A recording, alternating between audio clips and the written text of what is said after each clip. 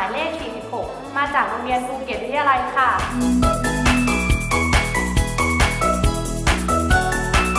สำหรับกำลังใจสำคัญของเอมนะคะ แน่นอนค่ะต้องเป็นครอบครัวค่ะ เพราะว่าหนูนะคะชอบงานทางด้านนี้อยู่แล้วค่ะยิ่งมีครอบครัวเป็นกำลังใจหนูยิ่งอยากทำมันขึ้นทุกวันค่ะ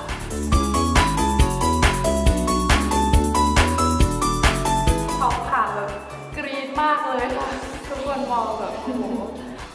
อย่าลืมเป็น